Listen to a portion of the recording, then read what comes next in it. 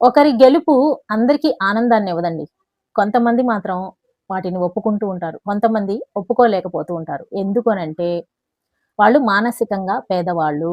పేదవాడి దగ్గరికెళ్లి మనం ఎదురు చూస్తే, వాడికి తగ్గదే మనకిస్తాడు. వాడి దగ్గర ఏదైతే ఉందో అది మాత్రమే మనకి ఇస్తాడు. ఒక్కొక్కడైతే అది కూడా ఇవ్వలేడనమాట.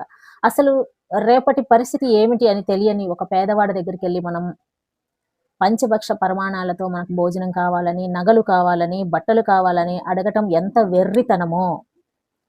మానసికంగా పరిపక్వత చెందని వారి దగ్గరికెళ్ళి, మనం చేసిన విజయానికి గుర్తింపుగా వాళ్ళు మనల్ని చూడాలని అనుకోవటం, మనల్ని మెచ్చుకోవాలని అనుకోవటం, మన భుజం తట్టాలని అనుకోవటం, మనల్ని ఇంకా ముందుకెళ్ళు అని జెప్పేసి ఎంకరేజ్ చెయ్యాలి అని అనుకోవటం కూడా అంతే మూర్ఖత్వం అవుతుంది. కాబట్టి ఎవరు ఒప్పుకున్నా, ఒప్పుకోకపోయినా నీలో ఉన్న టాలెంట్స్ నీకు సొంతమవుతాయి. కాబట్టి ఎవరో ఒప్పుకోవాలని, ఒప్పుకుంటే మాత్రమే నిన్ను నువ్వు గుర్తిస్తానని అనుకున్నంత వరకు నిన్ను నువ్వు గుర్తించలేవు. వన్స్ నిన్ను నువ్వు ఒక్కసారి గుర్తించావో, నీలో ఉన్న పవర్ ఏమిటో, నీలో ఉన్న సత్తా ఏమిటో, నీలో ఉన్న దమ్మేమిటో, నువ్వు ఎంత వరకు వెళ్ళగలుగుతావో, నువ్వు దేన్నైనా ఎంత ఈజీగా ఎలా సాధించగలుగుతావనేది నీకు అర్థమవుతుంది. కాబట్టి వేరే వాళ్ళ మెచ్చుకోళ్ళ కోసం ఎదురు చూడకండి.